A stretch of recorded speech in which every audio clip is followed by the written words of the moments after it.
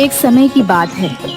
रायगढ़ रियासत में विक्रम सिंह नाम का एक राजा रहा करता था। राजा बहुत ही दयालु और उदार था। सभी राज्य के लोग राजा को बहुत सम्मान किया करते थे। लेकिन राजा का एक मंत्री था, इंद्रसेन, जो बहुत ही लालची और बेईमान था। बोलो मंत्री, हमारे राज्य में सब कुशल मंगल तो है? कई दिनों से हमारे खराब स्वास्थ्य के कारण हम अपने राज्य के लोगों की खबर ही नहीं ले पाए। जी महाराज, आप चिंता मत कीजिए, राज्य में सब कुशल मंगल है महाराज। बस वो कई दिनों से राज्य के गरीब लोगों को शाही खजाना नहीं गया है। महाराज, अगर आप अनुमति दें तो आज थोड़ा शाही खजाना बांट दिया जाए महाराज। अरे हाँ हाँ, क्यों नहीं मंत्री। हमारे राज्य के गरीब लोगों के लिए हमारे शाही खजाने के द्वार हमेशा खुले हैं।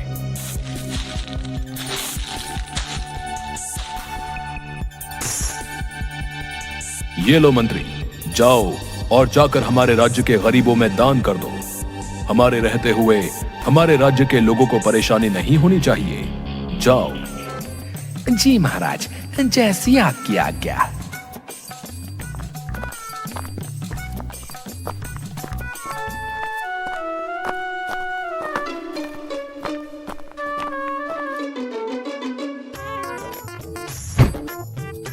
अरे बाबा, कितना सारा शाही खजाना इकट्ठा हो गया है मेरे पास। बेचारे हमारे बेवकूफ महाराज जानते ही नहीं कि उनका दिया शाही खजाना कहीं और नहीं बल्कि मेरे ही पास आता है। एक दिन मैं इस राज्य में सबसे अधिक धनवान बन जाऊंगा। अगली सुबह राजा के महल के द्वार पर बहुत लंबी लंबी मूंछों वाला साधु आया। हमें महाराज से मिलना है, हमें महल में जाने दे। हम बड़ी दूर से यात्रा करके आए हैं, दया करो साधु पर। अच्छा ठीक है, लेकिन अभी महाराज सभागृह में है, तुम्हें प्रतीक्षा करनी होगी। नहीं, हमें प्रतीक्षा नहीं करनी, हमें अभी महाराज से मिलना है। हमें बहुत जोरों की भूख लगी है। सुना है महाराज बहुत दयालु हैं। जाओ, जल्दी जाओ, महाराज को सूचना दो कि हम उनसे मिलना चाहते हैं। अच्छा ठीक है, मैं जाता हूं महाराज के पास और बताता हूं उन्हें तुम्हारे बारे में।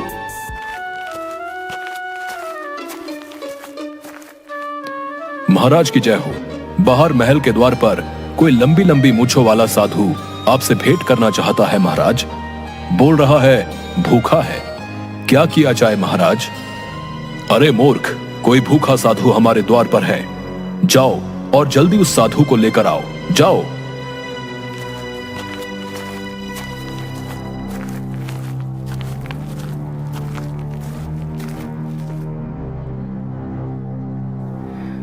अरे भाई, ये कैसा साधु है जिसकी इतनी लंबी लंबी मूंछें हैं? वाह वाह वाह वाह, क्या नजारा है। ऐसा नजारा तो पहले इस महल में कभी देखने को नहीं मिला। हाँ, बहुत ही सुंदर है। महाराज की जय हो। बड़ी ही इच्छा थी आपसे मिलने की महाराज। अभी काशी की यात्रा से लौटा हूं, बहुत ही भूखा हूं। महाराज के द्वार के बाहर से गुजर रहा था, सोचा आपके महल में अवश्य ही मेरी भूख शांत हो जाएगी महाराज। अरे हाँ, क्यों नहीं। साधु महाराज, हमारे द्वार सदैव हमारे राज्य के लोगों के लिए खुले हैं। आइए, हम अभी आपके भोजन की व्यवस्था कराते हैं। बताइए साधु महाराज, क्या खाना पसंद करेंगे? हमारे शाही हलवाई वही भोजन बना देंगे। बताइए। अरे क्या सच में महाराज, मुझे यहाँ मेरी पसंद का भोजन खाने को मिलेगा महाराज? अगर ऐसा है तो जरा महाराज थोड़ी जलेबी और खीर और थोड़े समोसे अगर भोजन में मिल जाते तो आत्मा को शांति मिल जाती महाराज। अरे हाँ, क्यों नहीं। ये भोजन तुम्हें अवश्य ही मिलेगा। सैनिकों, जाओ और हमारे दरबार के शाही हलवाइयों को यह आदेश दिया जाए कि साधु महाराज के लिए अत्यंत ही स्वादिष्ट खीर, समोसे और जलेबियां बनाई जाएं। जाओ। जो आज्ञा महाराज, जैसी आपकी आज्ञा।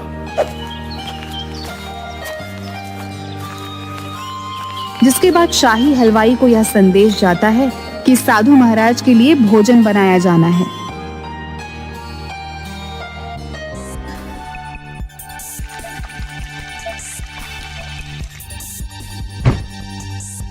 अरे वाह वाह वाह, कितनी अच्छी खुशबू आ रही है। अरे वाह वाह, बहुत ही मजेदार। आहा हा हा, आज तो खूब पेट भर कर खाऊंगा। हाँ, लीजिए साधु महाराज, आपका भोजन आ गया है, शुरू कीजिए। राजा के ऐसा बोलते ही साधु अपनी बड़ी बड़ी मूंछों पर ताव देते हुए खाने लगता है और देखते ही देखते कुछ देर में सारा भोजन खा जाता है। महाराज, थोड़ी भूख शांत नहीं हुई।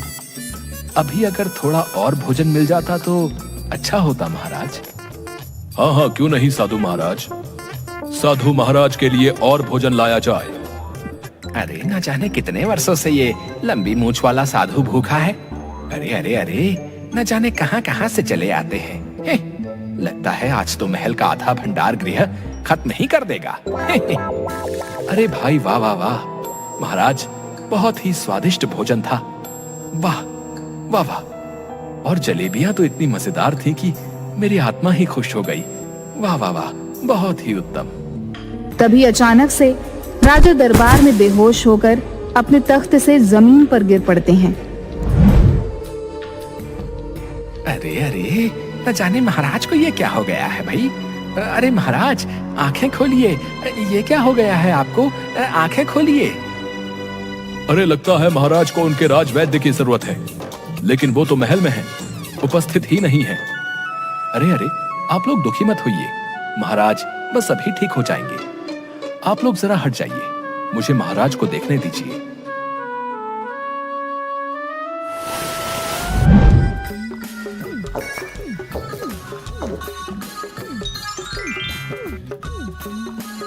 अरे महाराज, आप ठीक हैं? हम तो आपकी ये दशा देखकर बहुत ही विचलित हो गए थे महाराज। जी महाराज, आप ठीक हो गए महाराज, लेकिन ये साधु बाबा की ही वजह से हो पाया। इनकी दी इस दवा से ही आप ठीक हुए महाराज। आपका बहुत बहुत धन्यवाद साधु महाराज। न जाने हमें क्या हो चला है, हमारी खुद कुछ समझ में नहीं आ रहा। लगता है हमें कोई गंभीर बीमारी हो गई है, जिसकी वजह से हमें बहुत कमजोरी महसूस होती है।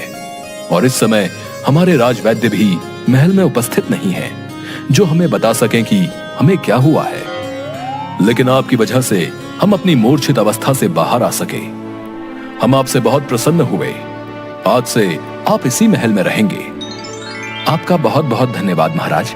लेकिन क्षमा महाराज, मैं तो एक साधु हूं जो जगह जगह भिक्षा मांगकर अपना गुजर बसर करता है, लेकिन मैं यहां महल में कैसे? देखो, ये हमारा आदेश है, आज से आप हमारे महल के राजगुरु बनकर इस महल में रहेंगे। अच्छा ठीक है महाराज, जैसी आपकी आज्ञा। अरे अरे, ये क्या किया महाराज ने? इस लंबी लंबी मूंछ वाले साधु को यहाँ इस महल में राजगुरु बना दिया। नहीं नहीं नहीं नहीं, ये कोई मामूली सा साधु नहीं लगता है, जरूर कोई पाखंडी है। नहीं नहीं, इसे तो मैं यहाँ से भगा के ही रहूंगा। हाँ। अगली सुबह राजा का दरबार लगा होता है और राज्य के कुछ गरीब लोग रोते हुए राजा के दरबार में आते हैं।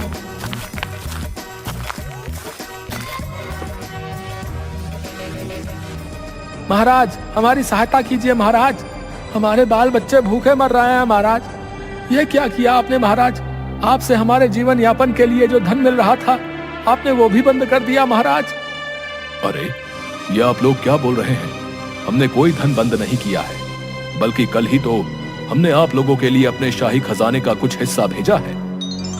लेकिन महाराज, हम सच बोल रहे हैं, कुछ भी धन नहीं मिला है, जिसकी वजह से हमारे पास न तो कुछ है और न हमारे घरों में एक भी अनाज का दाना है महाराज।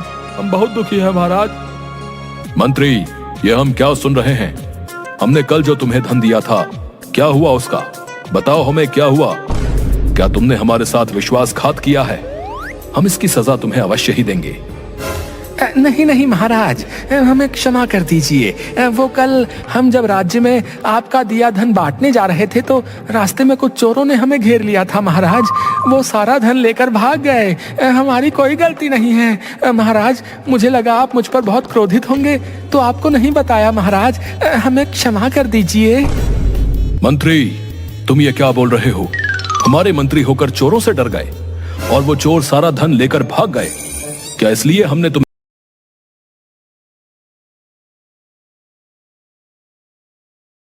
तुम्हें अपना मंत्री चुना है, बताओ हमें। नहीं नहीं महाराज, हमें क्षमा कर दीजिए। वो चोर बहुत ही ताकतवर थे महाराज। हमसे भूल हो गई महाराज, हम डर गए थे। हमें क्षमा कर दीजिए महाराज। आप तो बहुत ही दयालु हैं महाराज, दया कीजिए। अच्छा ठीक है मंत्री, ये तुम्हारी पहली भूल थी, इसलिए हमने तुम्हें माफ किया। लेकिन ध्यान रहे आगे से कुछ भी ऐसा ना हो, वरना हम तुम्हें अवश्य ही दंड देंगे। लेकिन इसके लिए भी तुम्हें अवश्य ही दंड दिया जाएगा। तुम्हें 2 रोज तक भोजन नहीं दिया जाए, ये हमारा आदेश है। हम आप सभी लोगों से क्षमा मांगते हैं। हमारे मंत्री की भूल की वजह से आप लोगों को परेशानी उठानी पड़ी, लेकिन अभी आप लोग दुखी मत होइए, रुकिए आप लोग। राजा उस धन को उन सभी लोगों को अपने हाथ से बांट देता है, जिससे सभी लोग बहुत खुश हो जाते हैं। आपका बहुत बहुत धन्यवाद महाराज। हमें पता था महाराज, आप हमें अपने द्वार से खाली हाथ नहीं जाने देंगे। आप जैसा राजा हो तो हम गरीब भूखे नहीं रह सकते हैं महाराज। हाँ महाराज, आप जैसा दयालु और उदार राजा और कोई नहीं। आप महान हो महाराज, महान हो आप। अच्छा, अब हम चलते हैं। न जाने ये मंत्री हमें कुछ ठीक प्रतीत नहीं होता। जरूर दाल में कुछ तो काला है। लगाऊंगा, पता लगाऊंगा इस मंत्री का। आधी रात को साधु खर्राटे लेकर अपने कक्ष में सो रहा होता है। तब अचानक से कोई व्यक्ति, जिसकी सिर्फ काली परछाई दिख रही होती है, महल की रसोई की तरफ जा रहा है और उससे जल्दबाजी में रसोई में कुछ बर्तन गिर जाते हैं। अरे अरे, ये कौन है? किसकी आवाज है? लगता है बाहर जाकर देखना होगा कौन है। अरे अरे, वाह वाह, बहुत ही जोरों की भूख लगी थी। सहनी नहीं हो रही थी। खा लेता हूँ। इससे पहले कोई मुझे देख ले, खा लेता हूँ। अच्छा, तो ये मंत्री है, महाराज के आदेश का उल्लंघन कर रहा है। इस चतुर मंत्री को तो सबक सिखाना ही होगा। तभी साधु महाराज अन्य लोगों के साथ महल की रसोई में आ जाता है, जहाँ पर मंत्री चोरी छुपकर भोजन कर रहा होता है। बहुत ही स्वादिष्ट, मजेदार, बहुत ही मजेदार भोजन है। मुझसे तो कुछ समय भी भूखा नहीं रहा जाता है। मंत्री, तुम्हारी ये हिम्मत, चोरी छुपे भोजन कर रहे हो। अगर साधु महाराज तुम्हें यहाँ चोरी छुपे भोजन करते ना देखते तो हमें तो कभी पता ही नहीं चल पाता कि तुम यहाँ हमारे आदेश का उल्लंघन कर रहे थे। अच्छा, तो ये सब इस साधु बाबा का किया धरा है। इसे तो मैं अच्छा सबक सिखाऊंगा। लेकिन अभी महाराज से कैसे बचूं? कुछ सोच नहीं तो महाराज से बचना असंभव है। अरे महाराज, क्षमा कर दीजिए, गलती हो गई।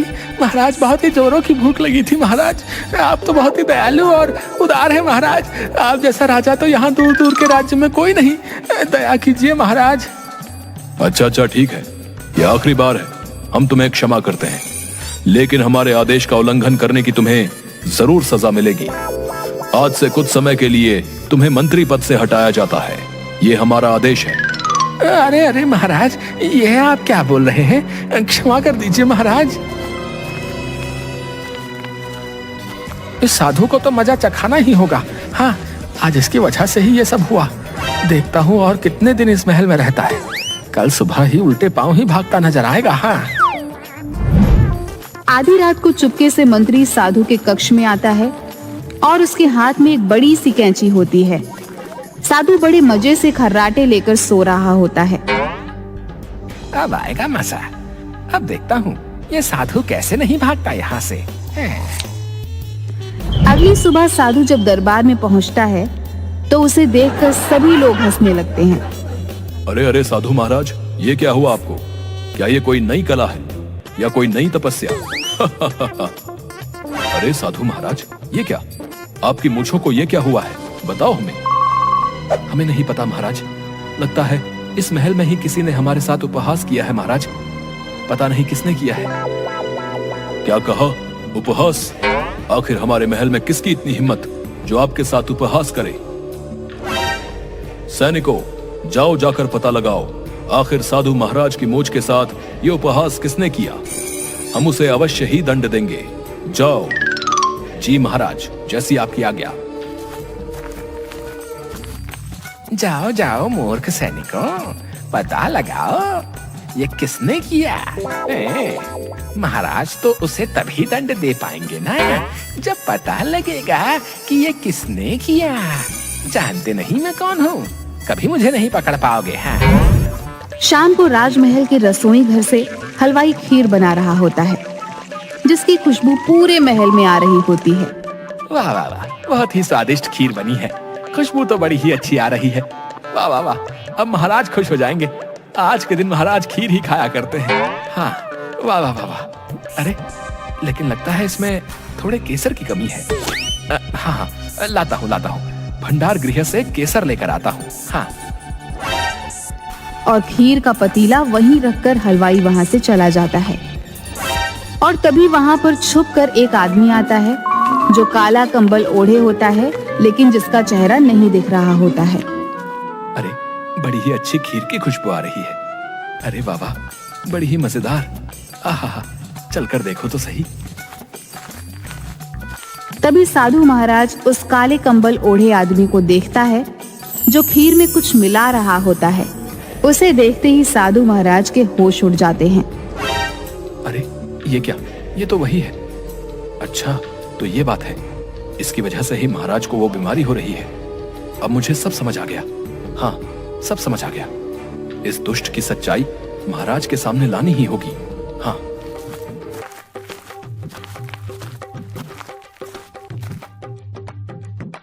ये लीजिए महाराज, आपकी पसंदीदा खीर। आज के दिन आप यही खाना पसंद करते हैं। लीजिए महाराज, खाइए। हाँ हाँ, क्यों नहीं, लाइए दीजिए हमें। रुकिए महाराज, ये खीर मत खाइए, मत खाइए महाराज, रुक जाइए।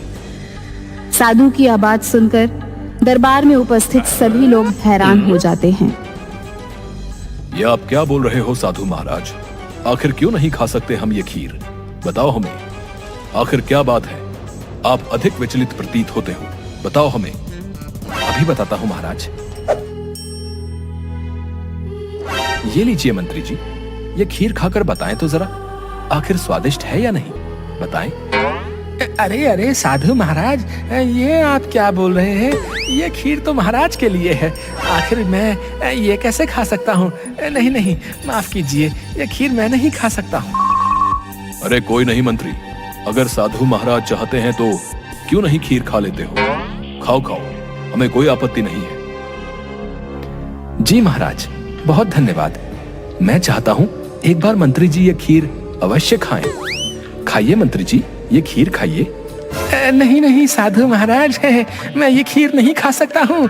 वो क्या है ना, आज थोड़ा पेट में दर्द है, गड़बड़ है, माफ कीजिए, मैं ये खीर नहीं खा सकता हूँ। अच्छा अच्छा ठीक है, पूरी खीर समाप्त मत कीजिएगा, सिर्फ एक निवाला खा लीजिए मंत्री जी। खाओ खाओ, एक निवाला खाओ। देखो मंत्री, अगर साधु महाराज इतना बोल रहे हैं तो एक निवाला खीर क्यों नहीं खा लेते हो? ये हमारा आदेश है, तुम्हें एक निवाला खीर का खाना ही होगा। मुझे माफ कर दीजिए महाराज, मुझसे बहुत बड़ी भूल हो गई महाराज, क्षमा कर दीजिए। मैं अपने लालच में अंधा हो गया था महाराज, क्षमा कर दीजिए, ये सब मैंने ही किया। ये खीर मैं नहीं खा सकता हूँ महाराज। अरे आखिर तुम कहना क्या चाहते हो मंत्री? कैसी क्षमा मांग रहे हो हमसे, और क्यों नहीं खा सकते हो ये खीर, बताओ हमें। मैं बताता हूं महाराज। ये देखिए महाराज, आपका मंत्री एक लालची और दुष्ट है। आपकी बीमारी का कारण ये दवा है। ये दवा धीरे धीरे इंसान को कमजोर कर देती है महाराज, जिसके थोड़े समय बाद वो इंसान जीवित नहीं बचता। आज जब मैंने इस मंत्री को चोरी छुपे आपके लिए बनाई खीर में इसे मिलाते देखा, तो मैं पता लगाने इसके कक्ष में गया, जहां मुझे ये दवा मिली। जिसके बाद मुझे ये ज्ञात हुआ कि आपकी बीमारी का कारण ये दवा है जो ये दुष्ट मंत्री आपको देता है।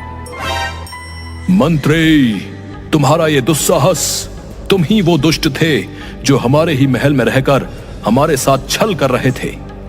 तुम हमें मारना चाहते थे। सैनिकों, मंत्री को बंदी बना लिया जाए। नहीं नहीं महाराज, मुझे क्षमा कर दीजिए। साधु ने जो भी कहा वो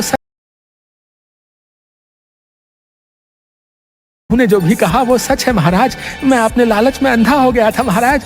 मुझे सबसे धनी, सबसे ताकतवर बनना था महाराज, और ये तभी संभव हो सकता था जब मैं इस राज्य का राजा बन जाऊं। लेकिन ये आपके जीवित रहते संभव नहीं था महाराज। इसलिए आपको अपने मार्ग से हटाने के लिए मैंने आपको यही दवा देनी शुरू कर दी महाराज, जिससे आपके स्वास्थ्य को हानि पहुंचना भी शुरू हो गया था। लेकिन आज इस साधु ने मेरा सारा खेल समाप्त कर दिया। मुझे क्षमा कर दीजिए महाराज। हमने तुम्हें अपना विश्वास पात्र समझा और तुमने हमारे साथ ही छल किया। तुम हमें मौत के घाट उतारना चाहते थे। हम इसके लिए तुम्हें कठोर दंड देंगे। सैनिकों, जाओ, ले जाओ इस दुष्ट को और डाल दो कारावास में।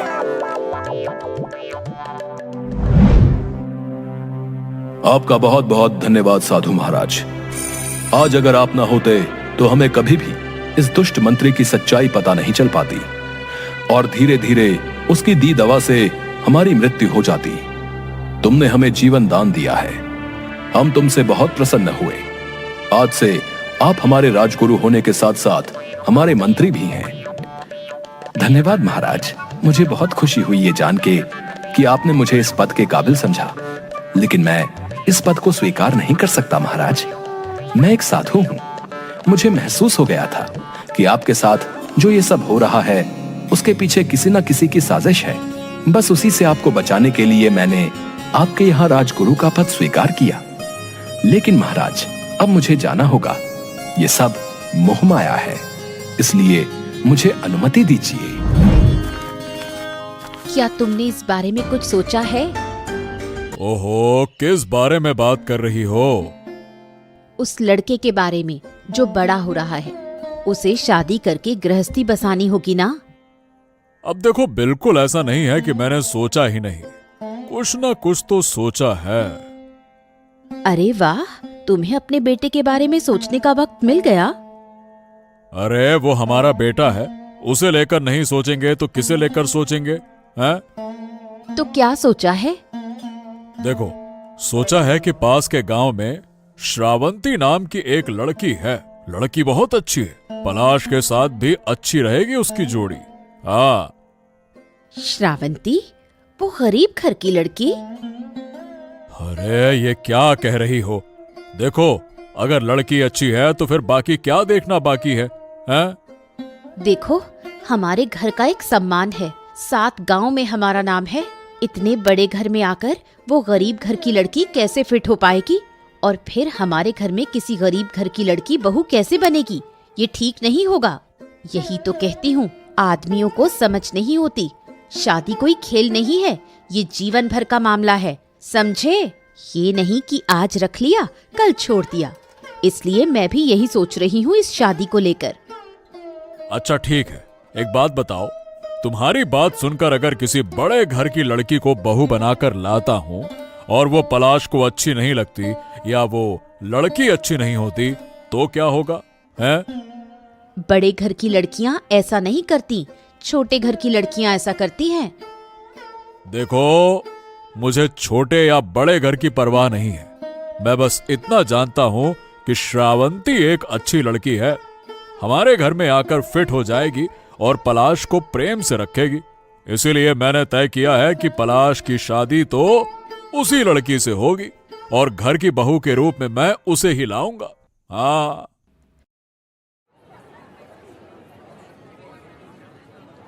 गोपाल काका, आज कौन कौन सी मछलियां हैं? सब कुछ तो आपके लिए है, ताजा ताजा मछलियां। जो अच्छी लगे वो ले जाइए। अरे वाह, लेकिन बड़ी मछलियों में क्या है? देखिए, ये कतला मछली आप ले सकते हो। अच्छा गोपाल दादा, इसकी कीमत कितनी है? अब आपको क्या बताऊं करिया बाबू, आप देख लो। अरे फिर भी गोपाल दादा, सही कीमत तो बताओ, ठीक से बताओ ना, कितने की है? अब इतनी बड़ी मछली है तो एक काम करना, 500 रुपए दे देना। क्या बात कर रहे हो? सुबह ही तो मछलियां गला काट कर सस्ती बिक रही थी और आप 500 रुपए बता रहे हो। क्या कह रहे हैं आप? क्या हमारे पास गला काटने की हिम्मत है? अच्छा ठीक है, लेकिन कीमत तो ठीक से बताओ, तभी तो लूंगा। अब दादा बाबू, आप लोगों से मैं क्या कहूं? अगर हम गरीबों को आप थोड़ा सा ज्यादा ना दोगे तो हम जिएंगे कैसे? हम तो मछलियां पकड़ने के लिए पानी में जाल डालते हैं और इसी से हमारा घर चलाते हैं। अगर आपकी कृपा नहीं होगी तो हम कहां जाएंगे? आप ये भी तो सोचो। हाँ ठीक है ठीक है ठीक है, एक काम करो, मछली अच्छे से काट कर दे दो। लाओ, अब दे ही दो, हो गया। अच्छा हाँ, मछली के टुकड़े बड़े बड़े करना, ज्यादा छोटे छोटे मत करना। और कुछ कहने की जरूरत नहीं है दादा बाबू, क्या मैं नहीं जानता कि आप लोग कैसी मछली खाते हैं? रुकिए, मैं थैली में डाल देता हूं।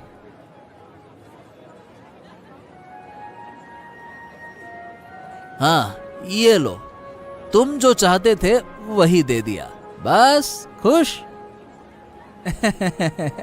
आपकी मेहरबानी है। हाँ, तो आपकी बेटी श्रीवंती मुझे पलाश के लिए पसंद आ गई है। मेरी बेटी के बारे में आप ही जानते हैं, सब कुछ तो जानते हैं। हाँ जानता हूँ, इसीलिए उसे घर की बहू बनाना चाहता हूँ। मुझे उम्मीद है कि वो हमारे परिवार के साथ आसानी से रह पाएगी। श्रावंती के बारे में मैं क्या कहूँ, वो तो मेरी इकलौती बेटी है। रूप में लक्ष्मी और गुणों में सरस्वती है। गांव की बाकी लड़कियां घर का कोई काम नहीं कर पाती, लेकिन हमारी श्रावंती घर का हर काम करती है, घर का ध्यान रखती है, अच्छा खाना भी बनाती है। आप इससे बेहतर लड़की कहीं नहीं पाएंगे अविनाश बाबू। देखो, मैं तुमसे कुछ नहीं छिपाऊंगा, लेकिन तुम लोग गरीब घर के लोग हो, इसीलिए मेरी पत्नी नीलिमा इस शादी के लिए राजी नहीं है। लेकिन मैं भरोसा करके उसे घर की बहू बनाना चाहता हूँ। मुझे उम्मीद है कि वो पलाश को खुश रखेगी। ये तो बात ही नहीं, जब उसने मुझे खुश रखा है तो जमाई भी खुश रहेगा। हाँ, तो श्रीवंती को एक बार बुलाओ, मैं उसे अच्छे से देख लूं। बुलाओ। हाँ, बहुत बढ़िया बहुत बढ़िया, शाबाश शाबाश, जीते रहो जीते रहो। बेटा, अब तुम जा सकती हो। मैं तुम्हारी माँ से कुछ जरूरी बातें कर लूंगा। जाओ जाओ जाओ। हाँ, तो लड़की मुझे पसंद आई, हालांकि पहले से ही पसंद थी, लेकिन अब सच में उसे लक्ष्मी के रूप में मैंने देख लिया है। तो शादी की तारीख तय कर ली जाए। अब मैं क्या तय करूं? मैं तो एक बूढ़ी औरत हूं। जो भी आप चाहें वो करें, मुझे मंजूरी है। अगले महीने एक दिन शादी तय कर ले, बस उसी दिन शादी हो जाए। ठीक है, जो भी आप करेंगे सही करेंगे, मुझे उस पर कोई आपत्ति नहीं है। क्या बोलते हो काका? पापा की उम्र बढ़ने के साथ लगता है कि पागलपन बढ़ रहा है। अरे क्यों, क्या हुआ रे? अब जो सुन रहा हूं उसके हिसाब से तो यही लग रहा है। जानते हो, पास के गांव में उस बुढ़िया की बेटी श्रावंती को पापा घर की बहू यानी पलाश की पत्नी बनाकर लाना चाहते हैं। बताओ भला। अरे ये क्या बोल रहा है? आखिरकार वो छोटी जात की लड़की कौन है, हैं? हाँ वही तो, माँ ने मना किया, मैंने मना किया, अब कोई सुन रहा है क्या? पापा तो किसी की सुनते नहीं हैं। अरे छी छी छी छी छी छी, तुम्हारे बड़े घर की सूरत पर कलंक लग गया, कलंक। हाँ तो और फिर क्या कह रहा हूं नगेन काका? और तुम तो जानते हो ना मेरे पापा को, कितने सालों से जानते हो, वो कैसे आदमी है बताओ। हाँ, जो मन में आता है वही करते हैं, किसी की नहीं सुनते। सुन, तुझे अपने पापा से लड़ने का कोई फायदा नहीं है। अब तक कोई भी लड़कर नहीं जीता, लेकिन एक तरीका है। मैं तुझे तरीका बता रहा हूँ, ध्यान से सुनना होगा। अच्छा, क्या तरीका है बताओ। देख, शादी तो तुम नहीं रोक सकते, लेकिन एक काम करोगे तो लड़की की जिंदगी बर्बाद हो जाएगी। अच्छा, क्या काम? शादी के बाद उस लड़की के पीछे ऐसे पड़ोगे कि वो भागने का रास्ता ना ढूंढ पाए। हाँ। अरे लेकिन इससे क्या फायदा होगा? तुझे खाली पापा का चेहरा मिला है ना? कोई बुद्धि उद्धि ना मिली। अरे मैं कह रहा हूँ कि लड़की को इतना तंग कर दे कि वो शादी के बाद घर से बाहर निकल जाए। अरे देख, तुम लोग बड़े घर के लड़के हो, तुम्हें एक से एक अच्छी दिखने वाली लड़की मिल जाएगी, लेकिन उस लड़की की जिंदगी जलकर राख हो जाएगी। समझ गया ना? हाँ, जब कद छोटा हो तो चांद तक पहुंचने का सोचना भी नहीं चाहिए। यही समझाना है उस लड़की को। हाँ, ये तरीका तो तुमने बहुत सही बताया। ठीक है, अब से इसी तरीके से काम करूंगा। अरे गोपाल, गोपाल घर पे हो क्या? कौन है? अरे एक बार बाहर तो आओ, मुझे थोड़ी जरूरी बात करनी थी। अरे आप क्यों परेशान हुए? अगर कोई काम था तो कह देते, मैं आ जाता। अरे जिंदगी में तो मैंने लोगों को बहुत कष्ट दिया है, अब कष्ट नहीं देना चाहता। खैर, एक अच्छा काम कर रहा हूं, उम्मीद है तुम जानोगे। अच्छा काम? क्या अच्छा काम? देखो, पड़ोस में मुंडी की लड़की श्रावंती से हमने पलाश की शादी तय की है अगले महीने। वाह, ये तो बहुत अच्छा समाचार है। हाँ, अरे वाह वाह वाह वाह, ये तो बहुत अच्छा समाचार है। हाँ, अच्छा समाचार तो है, लेकिन साथ में थोड़ी परेशानी भी है। परेशानी? अब बेटे की शादी में थोड़ा झंझट तो होगा ही, लेकिन भरोसा इस बात का है कि तुम लोग हमारे साथ हो। सुनो, मैं तुम लोगों को एक बड़ा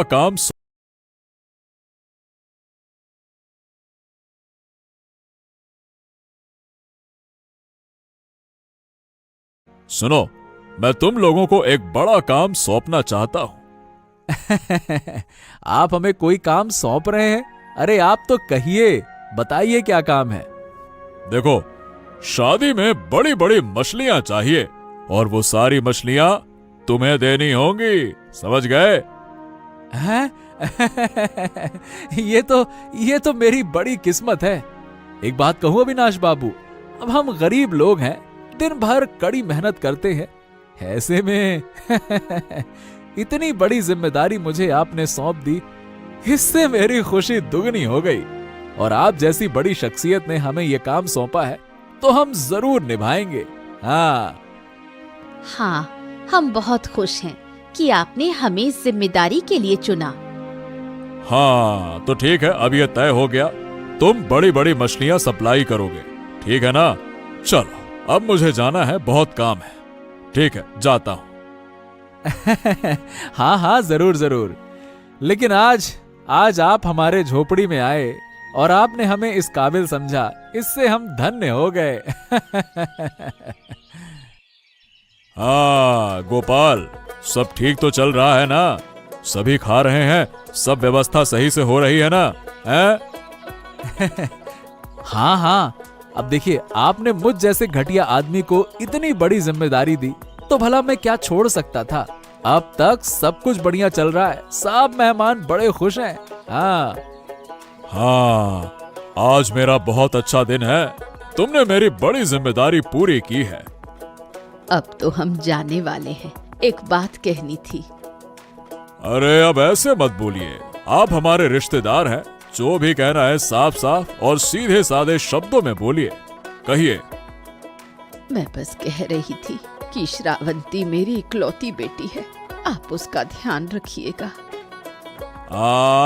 आप चिंता मत करिए, उसकी पूरी जिम्मेदारी अब मेरी है, अब वो मेरी बेटी है।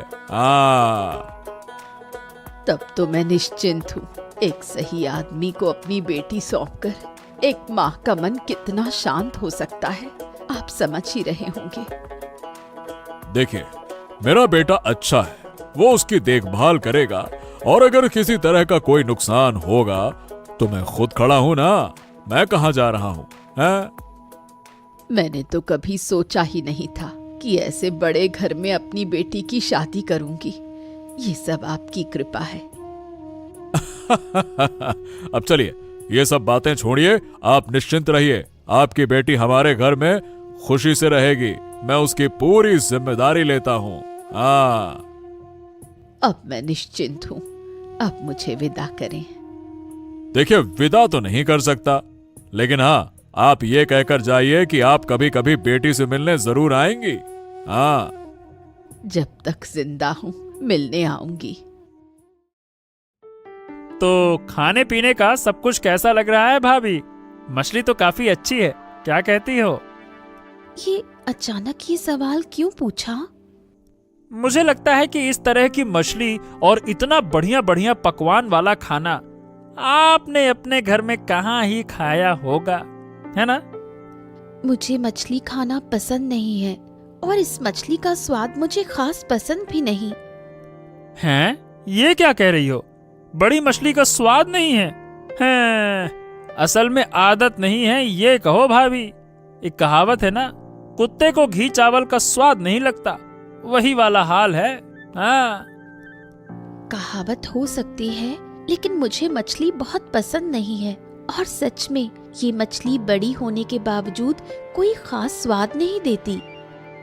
बड़ी मछली का स्वाद पाना तो रिच होने पर ही संभव है। बचपन से अच्छे अच्छे खाने खाने चाहिए, तभी अच्छा स्वाद मिलता है, और वो गरीब घर की लड़की कभी ऐसी मछलियाँ खा ही नहीं सकती। तो जो तुम कह रही हो ना, वो बिल्कुल सच है। गरीब घर से लड़की लाई हो तो ऐसा ही होगा ना। अरे तुम लोग क्या फिर से शुरू हो गए? अरे लड़की नई नई आई है, उसे थोड़ा इज्जत से पेश आओ। हैं? अरे हमने क्या बुरा बर्ताव किया है, हैं? जो सच है वही तो कह रहा है विकास। अब अगर किसी को मछली पसंद नहीं है तो क्या उसे घर की बातों से ताने देकर तुलना करनी चाहिए? हैं? सच में मुझे मछली पसंद नहीं है। वही तो मैं भी कह रहा हूँ। अगर बचपन से अच्छा खाने की आदत नहीं है तो कैसे पसंद आएगी? मतलब बचपन से जब मच्छी बनी ही नहीं घर में तो खाया ही नहीं होगा, तो पसंद ही नहीं आएगी। और पापा हर चीज में बड़बोलापन करते हैं। यही बड़बोलापन करते करते उन्होंने अपना पूरा जीवन निकाल दिया, और यही बड़बोलापन करके उन्होंने गरीब घर की लड़की को घर में जगह दे दी। देखो, अब से अगर तुम लोग माँ बेटे मिलकर उसे अपमानित करोगे तो मेरी नजर में तुमसे बुरा कोई नहीं होगा। चलो अब खाओ, ठंडा मत करो खाना, लड़ाई झगड़ा मत करो, चुपचाप खाओ। चलो खाओ। गोपाल काका, थोड़ा मछली दिखाओ। अब मछली तो सब तुम्हारे सामने है, लेकिन एक बात बताओ, इतने बड़े घर की बहू होकर तुम मछली खरीदने क्यों आई हो? ये सब छोड़ो गोपाल काका, आज थोड़ी सस्ती और अच्छी मछली दिखाओ। हैं? सस्ती मछली तुम क्यों खरीदोगी? क्या कहना चाहती हो तुम? सब सस्ती चीजें खराब तो नहीं होती काका बाबू। तुम क्या कह रही हो? क्या आपको लगता है कि मेरा कोई मोल नहीं? क्या मैं बहुत सस्ती दिखती हूँ? तुम कितनी अच्छी लड़की हो, गरीब घर से आकर इतने बड़े घर की बहू बन गई हो। क्या कभी तुम सस्ती हो सकती हो? यही तो कह रही हूँ काका बाबू, सब सस्ती चीजें खराब नहीं होती। देखो, मैं तो गरीब घर से आकर इतने बड़े घर की बहू बन गई हूँ। मेरे ससुर जी ने मुझे पसंद किया और मुझे घर में लेकर आए, तो मुझे बुरा नहीं होना चाहिए। और मैं उन लोगों के सम्मान को बनाए रखने की कोशिश कर रही हूँ और करती रहूँगी। इसलिए कह रही हूँ, आज आप मुझे सस्ती मछली दिखाइए। सभी सस्ती मछलियाँ खराब नहीं होती। ठीक है, ये मछलियां ले जाओ। इन्हें पैक कर दीजिए। ये लो। कितने पैसे हुए? सिर्फ 120 रुपए। ये लो काका बाबू पैसे। तुम एक बार सोच सकती थी, वो लोग तो ऐसी मछलियां नहीं खाते। सोच लिया है काका बाबू, नमस्कार, फिर बात करेंगे। कहिए बाबू, आपकी नई बहू कैसी है? दिखाया नहीं। मेरी नई बहू बहुत अच्छी है। ऐसी लड़की दुनिया भर में कहीं नहीं मिल सकती। तो क्या नई बहू लड़ाई झगड़ा नहीं कर रही? वो ऐसी लड़की नहीं है। अगर वो ऐसी होती तो भला मैं क्या उसे घर लेकर आता? बताओ भला।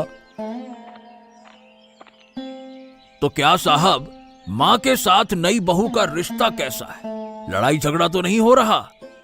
अरे मैंने कहा तो सही, नई बहू बहुत अच्छी है। क्या तुम सुन नहीं रहे क्या? हाँ, नई नई सब अच्छी होती हैं। 2 दिन तो देखो, फिर समझ में आएगा। नहीं नहीं नहीं नहीं, वो ऐसी लड़कियों में से नहीं है। वो जैसी है वैसी ही रहती है। वो ऐसा कुछ नहीं करेगी, मुझे भरोसा है। ठीक है, कोई बात नहीं, लेकिन मैंने तो बहुत देखा है, कई लड़कियां गरीब घर से आकर बड़े घर में अच्छा करती हैं, लेकिन फिर देखा गया कि चुपके से घर में घुसी और बाद में फिर बाहर निकल गईं।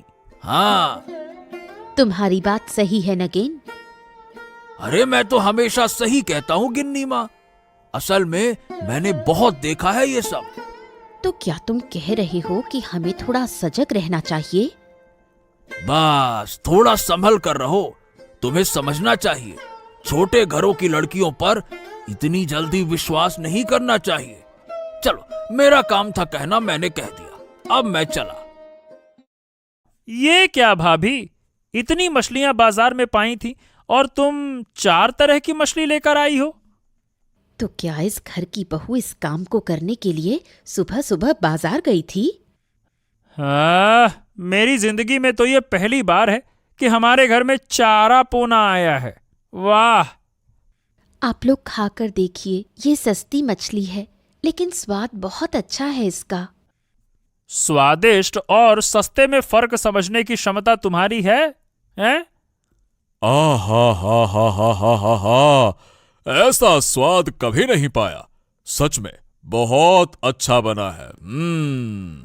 हाँ, ये सच है कि इससे पहले हमारे घर में कभी चारा पोना नहीं आया था, पर आज अगर श्रावंती जाकर चारा पोना ना लाती तो पता ही नहीं चलता कि इसमें इतना स्वाद होता है। हाँ, मजा आ गया भाई मुझे तो। हाँ, सच में वाकई बहुत अच्छा बना है। मैं इससे पहले चारा पोना खा चुका हूँ, लेकिन ऐसा स्वाद नहीं पाया। मुझे लगता है कि ये उसके हाथ का जादू है। क्यों पिताजी? और क्या, उसकी माँ तो मुझसे कहती थी, मेरी बेटी रूप में लक्ष्मी, गुण में सरस्वती। हाँ। बस बस, और ड्रामा मत करो तुम दोनों बाप बेटे। पलाश से बहू की इतनी तारीफ? अभी नई नई बहू आई है, 2 दिन में ही तुम्हारा दिमाग खा लिया। पलाश तो बचपन से ऐसा ही है, जल्दी नरम हो जाता है, मन भी उसका कोमल है। हाँ, तो तुम भी खाकर देखो, तुम्हें भी अच्छा लगेगा। फिर तुम्हारे मुंह से भी कोमल शब्द निकलेंगे। खाकर देखो। हमें खाकर देखने की जरूरत नहीं है। हाँ, हमें सस्ते खाने में कोई रुचि नहीं है। तुम्हें तो मैं बताऊंगी। घर में आते ही सास और पति को अपने हाथ में लेने की कोशिश कर रही है। डायन लड़की, अब मैं तुझे दिखाऊंगी। अगर ये चलता रहा तो खेल हाथ से बाहर चला जाएगा। इसीलिए जितनी जल्दी हो सके इसका कुछ न कुछ हल तो निकालना होगा, कुछ न कुछ तो करना होगा।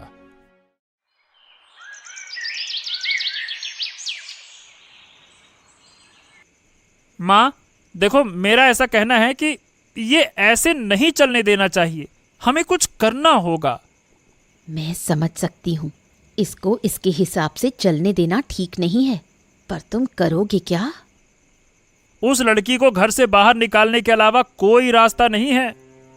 जब 2 दिनों में बहू ने सास और पति का दिमाग खा लिया, देखना 2 दिनों में हमें ही घर से बाहर कर देगी। जिस तरह से चल रहा है उस हिसाब से वो दिन आने में देर नहीं है।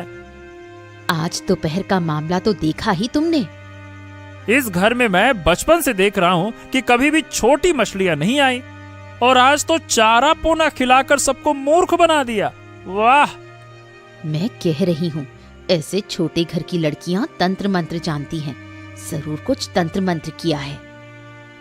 तंत्र मंत्र जंत्र पंत्र, मैं दिखा दूंगा उसे सब कुछ। सुनो माँ, जो कुछ भी करना है कल से ही करना होगा। हाँ, कल से कोई नरमी नहीं होगी। उस लड़की को समझाना होगा कि कितने चावल में कितने दाने होते हैं। हाँ, उस छोटे घर की लड़की को ये समझना होगा कि ये उसके बाप का घर नहीं है। यहाँ गरीब छोटे लोग नहीं रह सकते। ये अमीरों का घर है, अमीरों का। यहाँ अमीरों की तरह नहीं रहेगी तो उसे कुत्ते बिल्लियों की तरह घर से बाहर फेंक दिया जाएगा। कुत्ते बिल्ली क्या कहते हो तुम? कुत्ते बिल्ली तो बहुत अच्छे होते हैं। मैं तुझे दिखाती हूँ, इसके बाल पकड़कर इसे घर से बाहर धक्का दे दूंगी। ठीक है, तो कल से ही काम शुरू कर देते हैं। आज की रात कटने दो, फिर एक रात भी इसे आराम से सोने नहीं दूंगी। इसके बाद हर रात को उसके लिए एक मुश्किल बना दूंगी। एक एक मिनट उसे मरे हुए से भी ज्यादा दर्द होगा।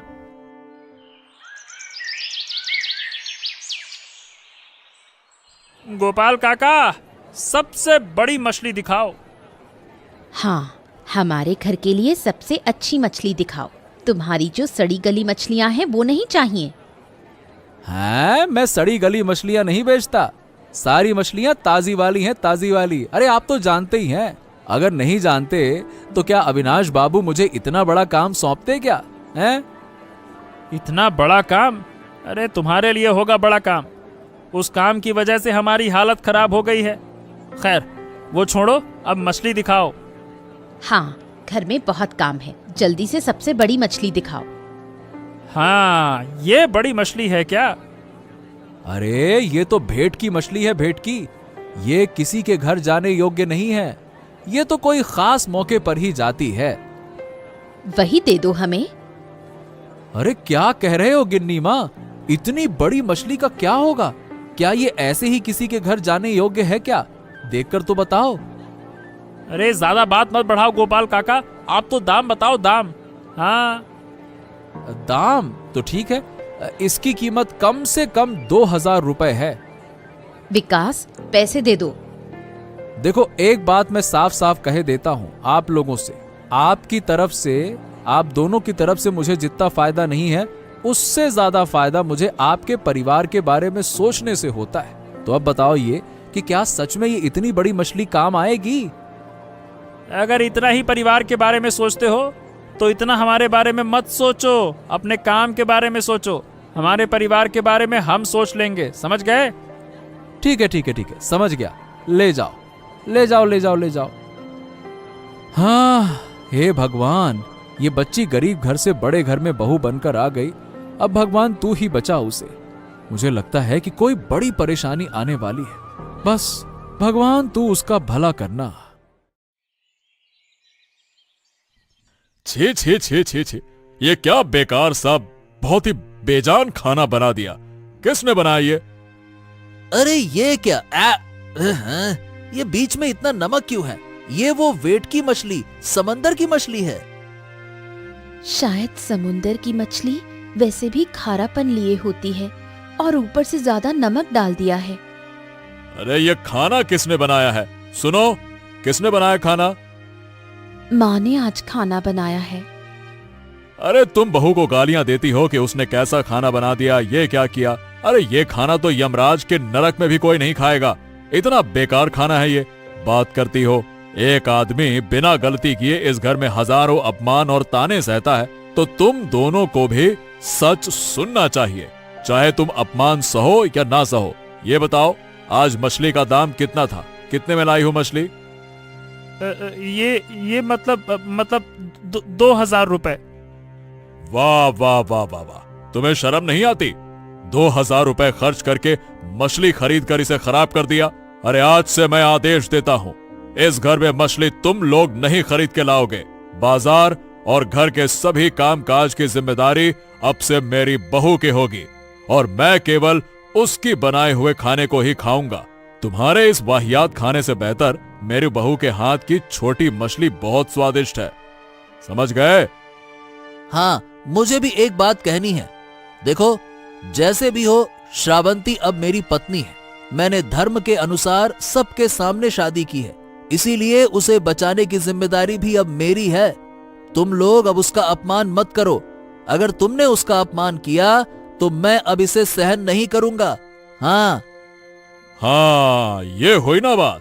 और मैं पलाश की बात से बिल्कुल सहमत हूँ और आज से के गांव यही में नियम इस घर में धन्नू चलेगा। नाम का एक हाँ। व्यक्ति रहा करता था।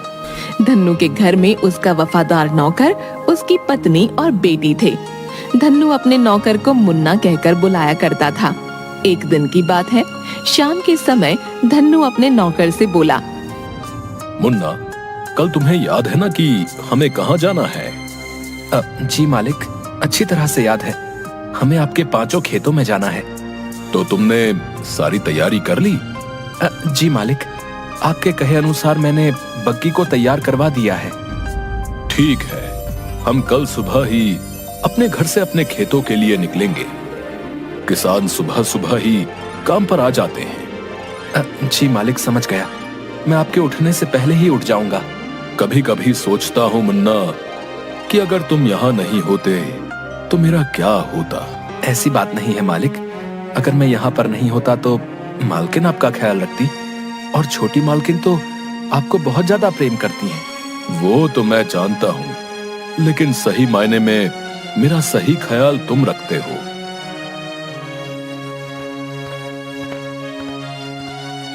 धन्नू की ये बात उसकी पत्नी मीना को पसंद नहीं आई। मैं काफी देर से अपनी बुराइयां सुन रही हूँ, किसी नौकर को इतना भी सर नहीं चढ़ाना चाहिए। कितनी बार कहा है तुमसे मीना कि मुन्ना हमारे घर का नौकर नहीं बल्कि हमारे परिवार जैसा है। आखिर तुम्हें मुन्ना से क्या चिढ़ है, बताओ? अजी, कहने से क्या होता है, नौकर तो नौकर होता है। मुझे मुन्ना से कोई चिढ़ है कि आप मुन्ना को अपनी पत्नी और बेटी से ज्यादा सम्मान देते हो? ये तुम्हारी गलतफहमी है मीना। मेरा विश्वास है एक दिन तुम्हें मुन्ना की कदर जरूर मालूम पड़ेगी। मुझे मुन्ना को समझने की कोई जरूरत भी नहीं है। पता नहीं आपको सपेरे में क्या नजर आया था कि उसके मरने के बाद आप उसके बेटे को अपने घर पर उठा कर ले आए। बस करो मीना, अपने मन में किसी के लिए इतने गलत विचार नहीं रखते।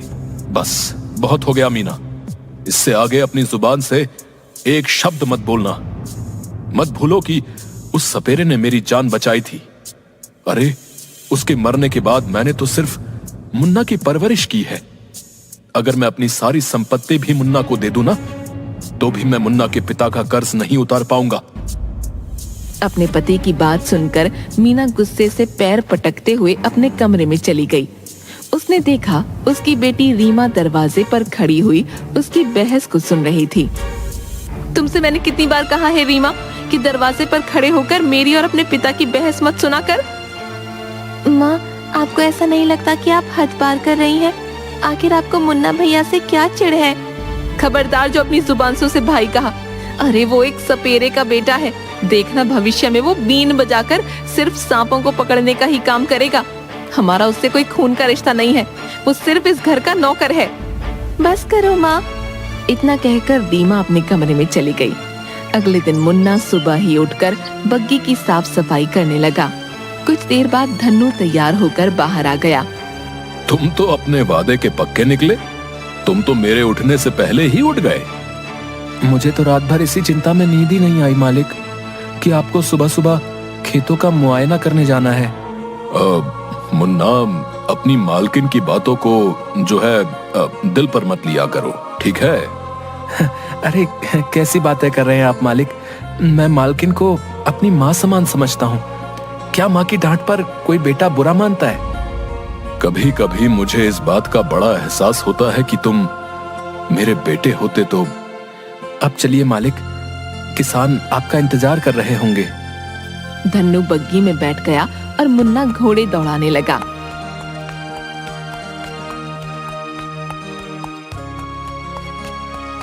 कुछ ही देर में धन्नू अपने खेतों में किसानों से बातचीत कर रहा था। अरे, हमारे तो भाग खुल गए मालिक कि आप हमारे सामने अपने ही खेतों में पधारे। आना पड़ा चाचा। मेरा भी तो फर्ज बनता है कि मैं आप सबका हालचाल पूछने के लिए आऊं कि सब कुछ ठीक तो चल रहा है। ईश्वर की कृपा से सब कुछ सही चल रहा है मालिक। मेरा विश्वास है कि इस साल की फसल बहुत अच्छी होगी। हाँ, यहाँ मौजूद और किसानों से भी पूछ लो कि उन्हें किसी चीज की कोई आवश्यकता तो नहीं है। अरे नहीं बेटा, तुम्हारे रहते हुए हमें किस चीज की जरूरत हो सकती है? यह सब तुम्हारी मेहनत का ही तो फल है। नहीं चाचा, हर साल आप सब अपना पसीना बहाकर फसल को उगाते हो। मैं तो सिर्फ बग्गी में बैठकर कभी कभार आप सबका हालचाल पूछने आ जाता हूँ, बस।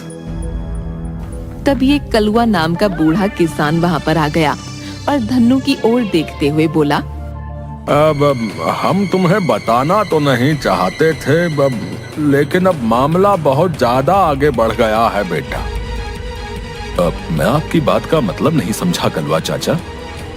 अब हमारे गांव का जमींदार जो है होशियार सिंह रोज अपने गुंडे यहाँ पर भेजता है बेटा, और बोलता है कि ये आधा खेत हमारा है। शुरू में तो हमने उसकी बात पर कोई ध्यान नहीं दिया, मगर कुछ दिनों से उसके गुंडे जो हैं यहाँ पर काम कर रहे किसानों को धमका रहे हैं। कलुआ की बात सुनकर धन्नू उस किसान से बोला, जो कि कुछ देर पहले उससे बात कर रहा था।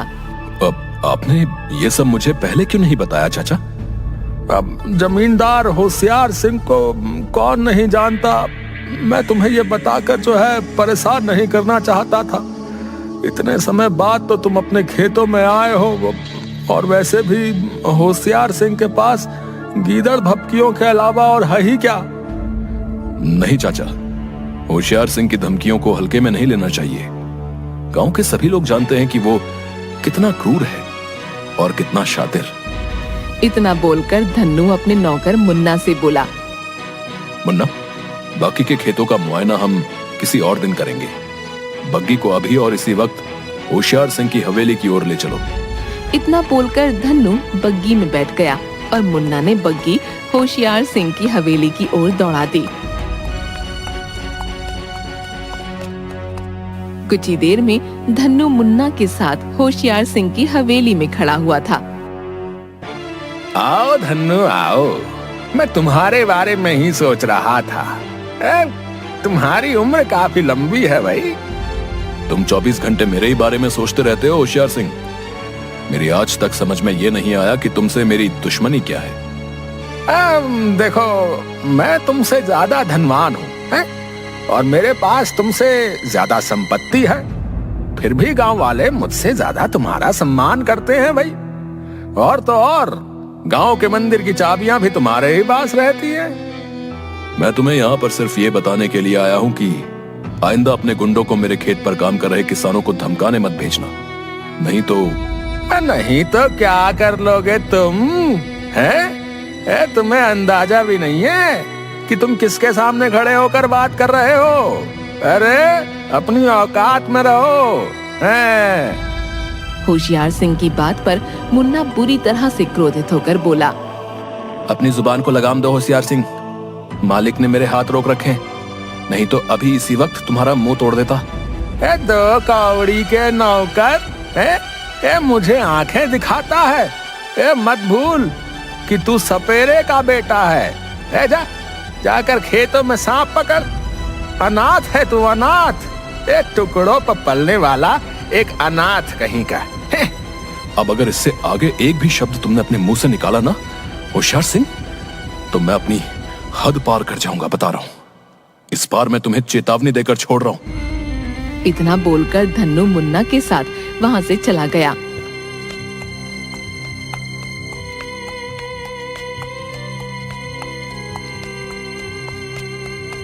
घर पहुंचकर धन्नू ने सारी घटना अपनी पत्नी मीना को बताई।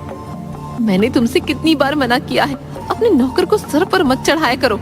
आखिर उसने वही किया ना जिसका मुझे डर था। ये तुम कैसी बातें कर रही हो मीना? मैं बिल्कुल सही बात कर रही हूँ जी। सारा गांव जानता है कि होशियार सिंह कितना क्रूर इंसान है। आखिर तुम्हारे इस दो कौड़ी के नौकर को उसके सामने मुंह चलाने की जरूरत ही क्या थी? बस बहुत हो गया मीना। मैं मुन्ना के खिलाफ अब एक शब्द नहीं सुन सकता। तो फिर आज फैसला हो ही जाए। आज या तो मैं रहूंगी या फिर ये रहेगा, दो कौड़ी को नौकर इस घर में। मीना की बात सुनकर मुन्ना की आंखों में आंसू आ गए। नहीं मालकिन, मेरे लिए आप मालिक से मत लड़िए और न ही घर छोड़कर जाइए। अरे मैं तो नौकर हूँ, कहीं भी जाकर रह लूंगा। मैं ही यहाँ से चला जाता हूँ।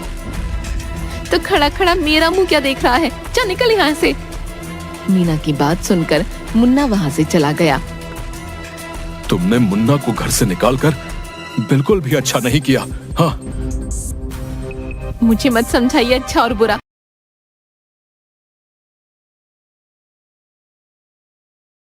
वैसे भी जब से मनहूस यहाँ आया था तब से कुछ न कुछ बुराई हो रहा था। कैसे इंसान हो तुम मीना? मुन्ना सिर्फ 10 साल का था जब मैं उसे यहां पर लेकर आया था। आज उसकी उम्र 25 वर्ष हो चुकी है। अरे इतने सालों में तो जानवरों से भी प्यार हो जाता है, फिर वो तो इंसान है। आपने बिल्कुल सही कहा, जो प्यार करने के लायक होता है ना, उसी से प्यार होता है। मुझे तो सपेरों से हमेशा से ही घृणा रही थी, और फिर वो तो सपेरे का बेटा है। धन्नु क्रोधित होकर वहां से चला गया। ऐसे ही कई महीने बीत गए और एक दिन अचानक गांव में हाहाकार मच गया। मंदिर में रखी हुई किशन कन्हैया की मूर्ति मंदिर से चोरी हो गई। सभी गांव वाले मंदिर के आसपास जमा थे कि तभी वहां पर होशियार सिंह आकर बोला,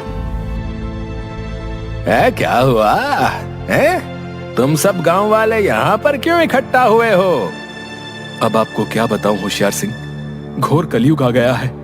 मंदिर से किशन कन्हैया की मूर्ति कोई चोरी करके ले गया है। जहाँ तक मैं जानता हूँ तो मंदिर की चाबियां धन्नु के पास रहती हैं। हो ना हो ये काम धन्नु का ही है। हाँ। अब ये कैसी बातें कर रहे हैं आप? धन्नु के पास धन की क्या कमी है? अरे इंसान की नीयत का कुछ नहीं कहा जा सकता पंडित ज्ञानचंद जी। और वैसे भी मैंने सुना है कि गांव में हर घर की तलाशी ले ली गई है। आप लोग चाहें तो मेरी भी हवेली की तलाशी ले सकते हैं। मैं चाहता हूं कि धन्नु के घर की भी तलाशी ली जाए। हाँ। अब ये आप कैसी बातें कर रहे हैं होशियार सिंह? अरे बिल्कुल सही कह रहा हूँ पंडित ज्ञानचंद जी। अरे मंदिर की मूर्ति का सवाल है।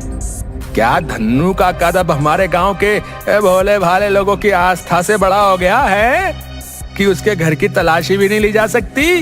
बोलो।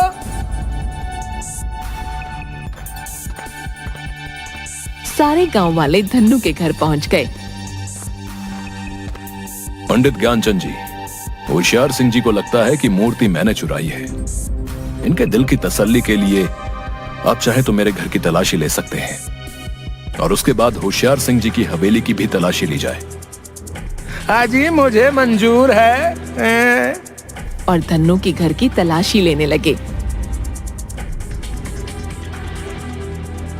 अचानक धन्नु के घर के कमरे में मूर्ति बरामद हो गई। ये देखकर धन्नु और उसकी पत्नी बुरी तरह से घबरा गए। मेरी बात का विश्वास कीजिए गांव वालों, मुझे नहीं पता ये मूर्ति मेरे घर पर कैसे आई। अरे जाहिर सी बात है, ये अपने आप तो चलकर आई नहीं होगी।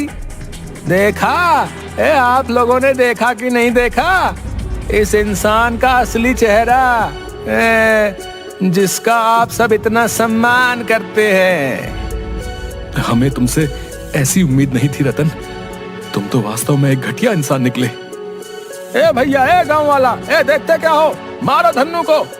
अरे नहीं नहीं, धन्नु के किए की सजा कानून देगा। वैसे भी मंदिर की चाबियां इसके और इसकी पत्नी के पास ही रहती थीं, तो दोषी दोनों पति पत्नी हुए ना। मैंने पुलिस को बुला लिया है, अब इन दोनों का फैसला अदालत करेगी। कुछ ही देर में पुलिस वहां आ गई। इंस्पेक्टर कदम ने धन्नु और उसकी पत्नी को अरेस्ट करके हवालात में डाल दिया। धन्नु की बात पर किसी भी गांव वाले ने विश्वास नहीं किया। आधी रात के वक्त होशियार सिंह हवालात में धन्नु के पास आकर बोला, सच तो ये है धन्नु कि तुम जेल में ही अच्छे लगते हो। जिन गांव के लोगों पर तुम्हें बहुत ज्यादा घमंड था रतन, उन्होंने तुम्हें दोषी मानने में एक सेकंड भी नहीं लगाया है? अब तुम सारी जिंदगी जेल में सड़ते रहना, और मैं तुम्हारे सारे खेतों पर जो है कब्जा कर लूंगा। इतना कहकर होशियार सिंह वहां से चला गया और मीना फूट फूट कर रोने लगी। अचानक मीना के कानों में मुन्ना की आवाज टकराई। रोइए मत मालकिन, सब सही हो जाएगा। मुन्ना, तू यहाँ कैसे? कहाँ चला गया था तू? मालकिन के घर से निकालने के बाद मैं अधिकतर थाने में रहता हूँ। मैं कुछ समझा नहीं। जब मालकिन ने मुझे घर से बाहर निकाल दिया था, तब मैं भूखा प्यासा गांव में भटकता फिर रहा था। एक दिन मैंने देखा कि एक पुलिस वाले साहब को एक सांप ने डस लिया है। मुझे बीन बजानी आती थी, मैंने उस सांप को बुलाकर उनका जहर निकाल लिया। तब से मैं पुलिस वाले साहब के घर पर ही रहता हूँ। मुझे थाने आने जाने में कोई रोक टोक नहीं है। मुझे माफ कर दो बेटा, मैंने तुम्हारे साथ बहुत गलत किया। आज मुझे अपनी गलती का पछतावा हो रहा है। अगर तू घर पर होता तो शायद ऐसा कुछ भी नहीं होता। चिंता मत कीजिए मालकिन, मैं तो आपको अपनी माँ समान समझता हूँ। बेटा, क्या तू भी यही सोचता है कि मूर्ति हमने चुराई है? ये कैसी बातें कर रही हो माँ? सारी दुनिया आप पर यकीन करे या ना करे, लेकिन मैं विश्वास करता हूँ कि आप दोनों ऐसा काम बिल्कुल नहीं कर सकते। मैं पता लगा कर रहूंगा कि आखिर वो मूर्ति किसने चुराई है, और आप दोनों को बहुत जल्द इन सलाखों से बाहर निकाल लूंगा। इतना कहकर मुन्ना वहां से चला गया और एक पेड़ के नीचे बैठकर अपने आप से बोला, आखिर मंदिर से मूर्ति कौन चुरा सकता है? मैं मालकिन से वादा तो कराया हूँ कि मैं दोषी का पता जरूर लगाऊंगा, लेकिन कैसे? अब सबसे पहले तो मुझे घर जाकर देखना चाहिए कि छोटी मालकिन ठीक भी है या नहीं। उनका तो रो रो कर बुरा हाल हो रहा होगा। मुन्ना अपने मालिक धन्नू के घर के सामने पहुंचा ही था कि उसने देखा कि होशियार सिंह धन्नू के घर पर पेट्रोल छिड़क रहा था। ये तुम क्या कर रहे हो? मालिक के घर पर पेट्रोल क्यों छिड़क रहे हो? तभी मुन्ना के कानों में रीमा की आवाज टकराई। मुझे बचा लो मुन्ना, होशियार सिंह ने घर के सारे दरवाजे बंद कर दिए हैं। यहाँ से चले जाओ होशियार सिंह, नहीं तो मैं सारे गांव वालों को यहाँ पर इकट्ठा कर लूंगा। तो देर किस बात की है? तुरंत बुला लो। गांव वाले भी तो यही चाहते हैं जो मैं चाहता हूँ। ये एक मूर्ति चोर का घर है। मैं इस बात पर विश्वास नहीं करता। तुम्हारे विश्वास करने या ना करने से क्या होता है भाई? गांव वालों को मूर्ति धन्नू के घर पे ही मिली थी। मुझे तो शक हो रहा है कि मेरी गैर मौजूदगी का फायदा उठाकर वो मूर्ति मंदिर से तुमने ही चुराई थी। सारा गांव मूर्ख निकला, यहाँ तक कि धन्नू और इसकी पत्नी भी। लेकिन तू वाकई बहुत समझदार है, सपेरे के बेटे। अब समझा, तुमने मालिक से बदला लेने के लिए ये सब कुछ किया है। तुम शुरू से ही मालिक से चलते थे कि गांव वाले उनका इतना सम्मान क्यों करते हैं। सही कहा, लेकिन अब क्या फायदा है? तुम गांव वालों के सामने अपने जुर्म का इकबाल खुद करोगे। किसमें इतनी हिम्मत है जो मुझे मेरे जुर्म का इकबाल करवा दे? किसी भी इंसान को इतना हल्के में नहीं लेना चाहिए होशियार सिंह। अब मैं तुम्हें दिखाता हूँ कि मैं क्या कर सकता हूँ। इतना कहकर मुन्ना अपनी बीन निकालकर बजाने लगा। देखते ही देखते 2-3 सांप होशियार सिंह के इर्द गिर्द मंडराने लगे। अरे अरे अरे ये कहाँ से आ गए? अरे इन्होंने तो मेरे प्लान की धज्जियां उड़ा दी। मुझे यहाँ से भागना होगा। होशियार सिंह ने वहाँ से भागने की कोशिश की कि तभी उन सांपों ने उसका रास्ता रोक लिया। होशियार सिंह बुरी तरह से घबरा गया। अचानक होशियार सिंह के सामने मुन्ना आ गया। तुम यहाँ से बचकर नहीं जा सकते होशियार सिंह। मुन्ना, अपने सांप से बोलो कि मुझे जाने दे बोलो। किसी कीमत पर नहीं। याद रखना होशियार सिंह, ये तीनों सांप बहुत जहरीले हैं। अगर इनमें से किसी एक ने भी तुम्हें डस लिया तो तुम्हारी मौत पक्की है। मुझसे क्या चाहते हो मुझसे? अपने जुर्म का इकबाल कर लो। होशियार सिंह घबराकर चिल्लाने लगा। होशियार सिंह की चीख सुनकर वहाँ पर सारे गांव वाले एकत्रित हो गए। सबसे पहले घर में कैद रीमा को बाहर निकाला गया। मुझे माफ कर दो। मैंने ही ये मूर्ति जो है चुरा कर धन्नू के घर पर रखवाई थी। मुझसे गलती हो गई है, मुझे माफ कर दो। मैं अपने रुतबे के आगे सबका बुरा करता गया। मुझे माफ कर दो। अरे भैया, इस लालची के चक्कर में हम लोगों ने देवता समान धन्नू को गलत समझा। इसको सजा जरूर मिलनी चाहिए भैया। गांव वालों ने होशियार सिंह को पुलिस से गिरफ्तार करवा दिया और पुलिस ने धन्नू और उसकी पत्नी को छोड़ दिया। इस तरह एक नौकर ने अपनी वफादारी का कर्ज चुका दिया।